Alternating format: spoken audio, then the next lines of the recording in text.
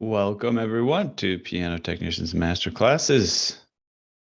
Great to see you once again. Happy Saturday. Good to see folks rolling in here. And if you've been paying attention to the emails, you know we're going to do a bit of a rebroadcast today featuring Udo Steingraber of Steingraber and Sohn Pianos. Exciting rebroadcast for today. I'll give a quick introduction to the program, and then we'll jump right in to make sure we have time to cover the whole recording.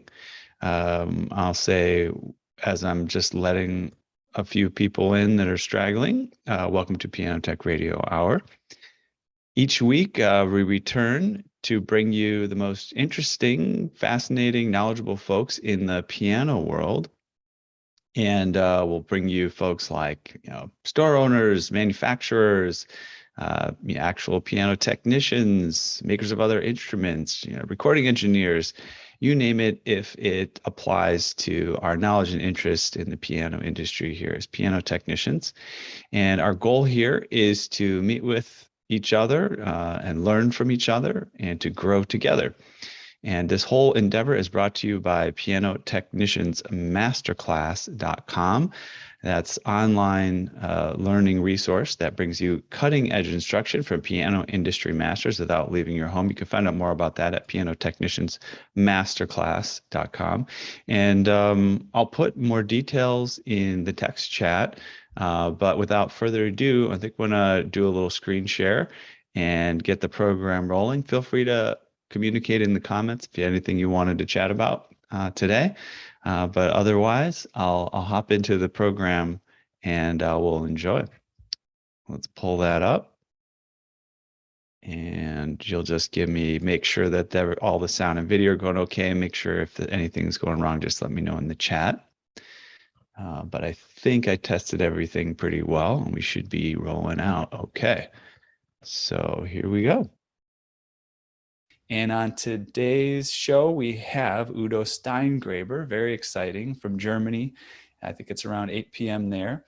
In 1980, Udo took over the direction of the Steingraber and Sohn company at the tender age of 24.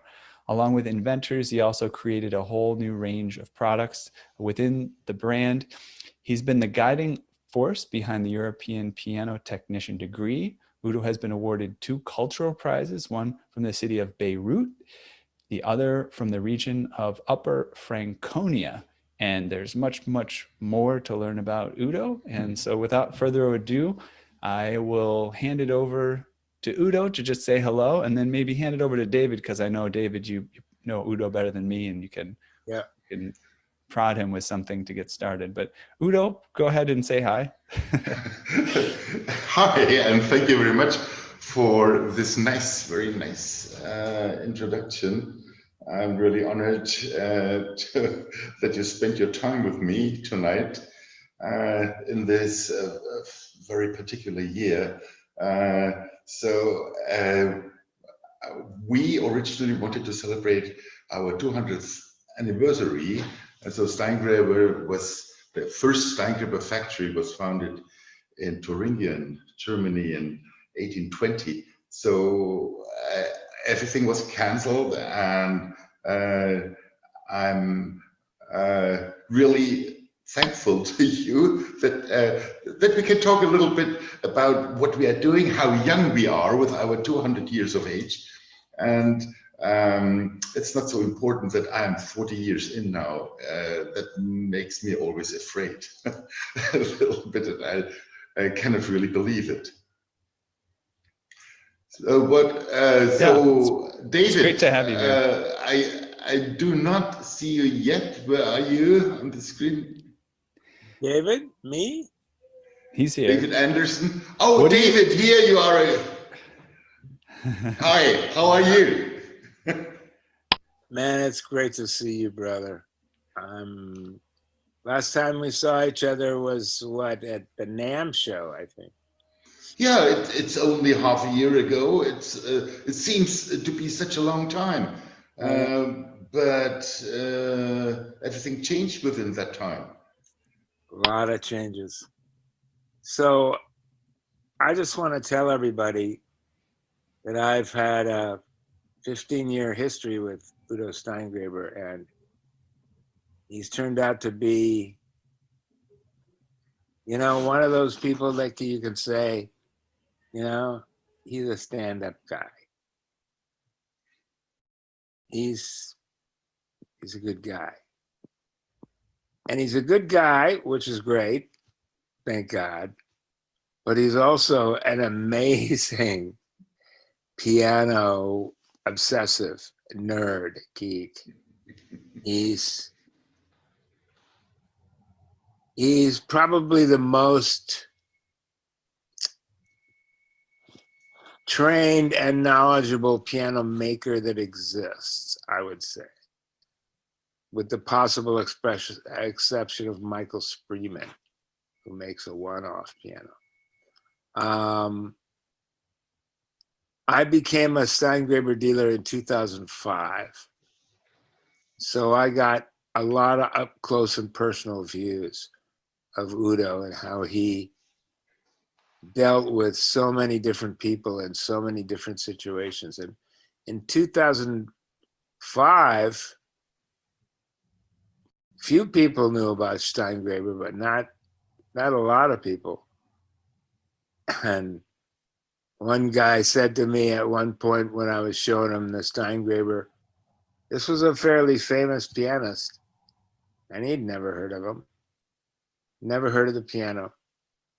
And I said, well, come and play it. And he played it, and he was literally like dazed and like, what is this? He said, how come I don't know about this? Now, probably it's why we are so small. Well, yeah. And he said, this is the greatest piano in the world that nobody's ever heard of. Well, 15 years later, pretty much everybody knows about Steingravers. And that's the beautiful thing, one of the beautiful things that Udo has done in 15 years is to make sure that Steingravers are known and played and perceived in at least the major American cities and talked about all over the internet, all over these forums in the internet.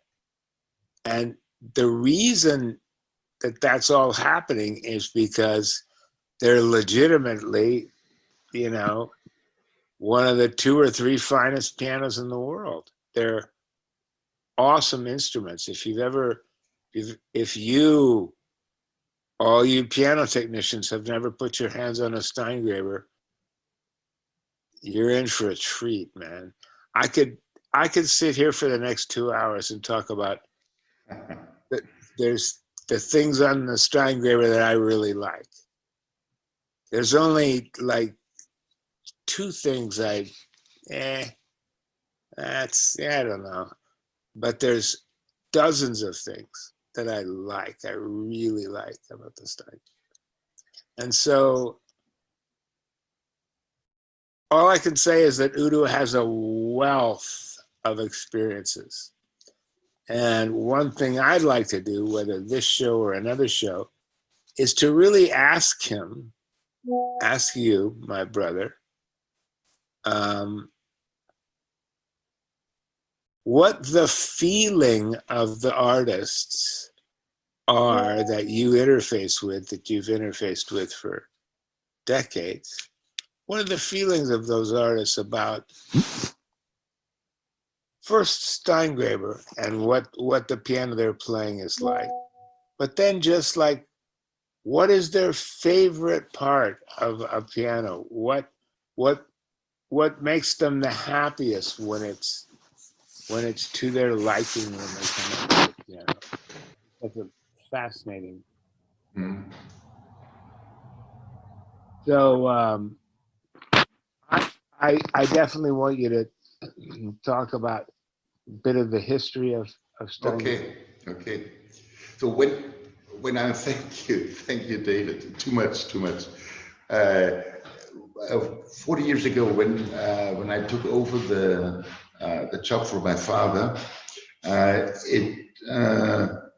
it was a decision to continue a former high-end brand, which was a little bit sleepy after the Second World War's time. We stopped, for example, building concert grands in 1939, and it lasted until the end of the 1990s, where we went back to the high-end club by going ahead with a new production on the basis of an 1894 design of a concert grand, our E272, the 9-footer. And the basic thinking of all the different models we created during these last 40 years, 5 grand piano models and 3 upright piano models, was what's the reason to have another brand besides all the high-end brands which are existing, and mainly Steinway. And our decision was no imitation from anyone, but create your own character of tone, of touch, be classical and very traditional, but combine it with as much innovation as you can. And there is a lot to do because, as you know, the major brands in the market, so the big brothers of little Steingraber, they are continuing the brilliant work from the which they formed with the construction designs by the turn of the 19th century to the 20th. So for 100 years, there was very little innovation. And focusing of one sound ideal, one character of sound brilliance, orchestral imitation, presence, strong pianos, all that is good, but why should we imitate it?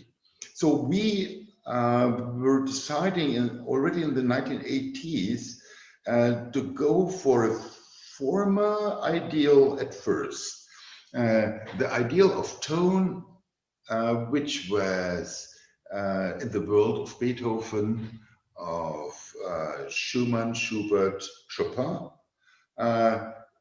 which was in the times afterwards, in the second half of the 19th century, replaced by these strong and powerful orchestral instruments. So we focused on colors, on transparency, on polyphony, and then we tried to improve the action by making it quicker, to increase, for example, the up weight without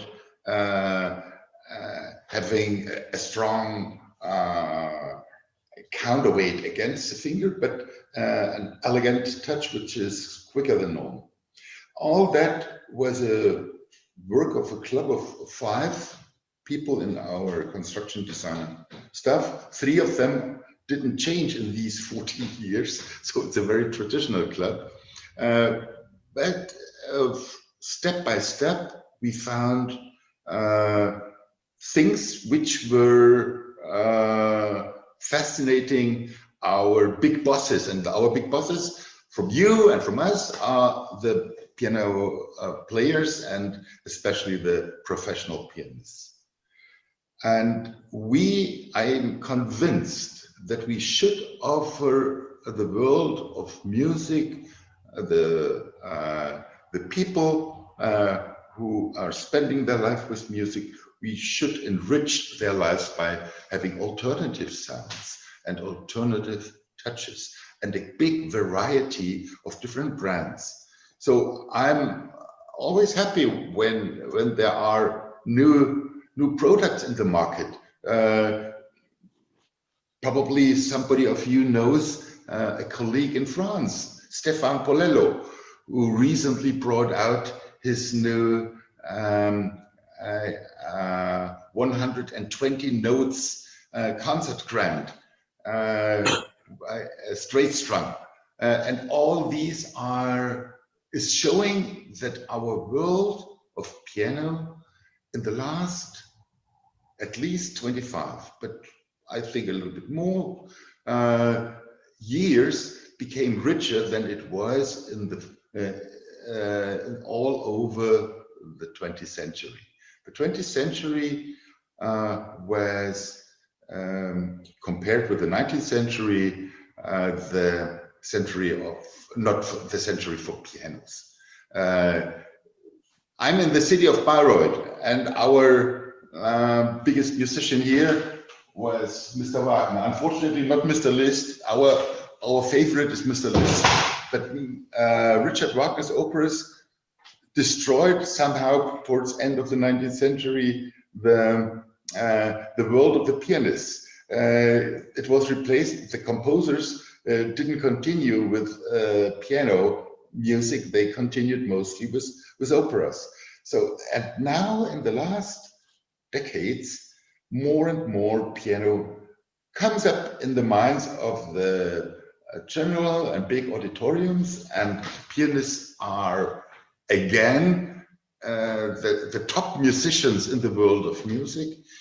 And that's why we were in the last 15 years more and more thinking what can we add to the piano that it's becoming even more interesting. And so we first looked in the history.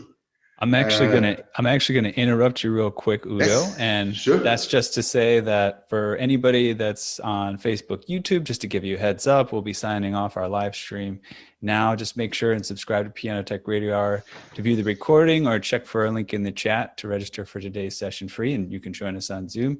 I just want to give people a heads up on that. But yeah, we'll continue the session with Udo Steingraber, and he's really talking about the philosophy of his company. And we've got a lot more to talk about. I actually have a question in the chat. You know what I'm going to do? I'm going to pop in this question just to make sure some people are getting a chance to participate, and see if you can follow up to it. So Mark Campbell asks, the information age has made many industries either obsolete or at best constantly changing. While pianos have been one thing that has held to its traditions, it too is changing. And, you know, to the best of your knowledge, he asks, what can we expect both near term and long term, and how can we prepare? So if you want to speak to that a little bit, that'd be very interesting to hear your thoughts. Piano is in fashion more than now, more than in the mid of the